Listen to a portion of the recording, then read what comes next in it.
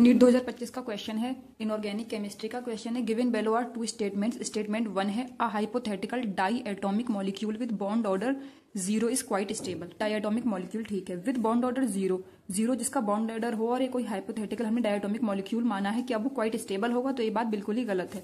हमें molecular orbital theory के हिसाब से पता है अकॉर्डिंग टू MOT कि जिन जिन स्पीशीज का बॉन्ड ऑर्डर 0 होता है वो एग्जिस्ट ही नहीं करती हैं, डजंट एग्जिस्ट।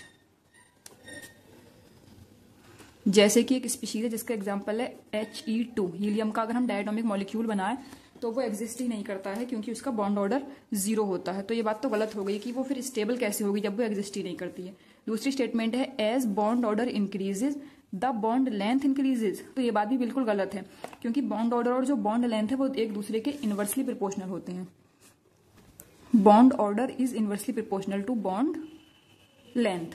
अगर आप देखें तो जो बॉन्ड ऑर्डर है वो डायरेक्टली प्रोपोर्शनल होता है बॉन्ड स्ट्रेंथ के। जितना ज्यादा बॉन्ड ऑर्डर होगा उतना ही ज्यादा बॉन्ड जो है वो मजबूत होगा, और डायरेक्टली प्रोपोर्शनल होगा बॉन्ड एंथैल्पी के। बॉन्ड एंथैल्पी मतलब बॉन्ड को तोड़ने के लिए दी गई energy.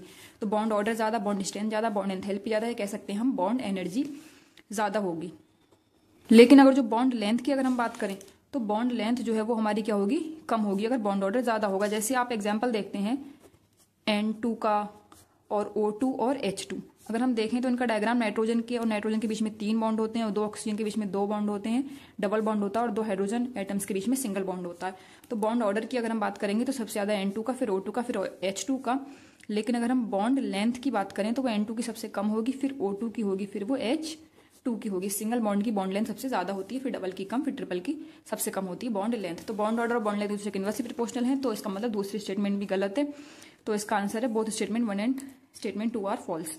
So first option is right answer for this question. अगर ये क्वेश्चन समझ आया हो तो इस वीडियो को लाइक करना and subscribe for more question practice.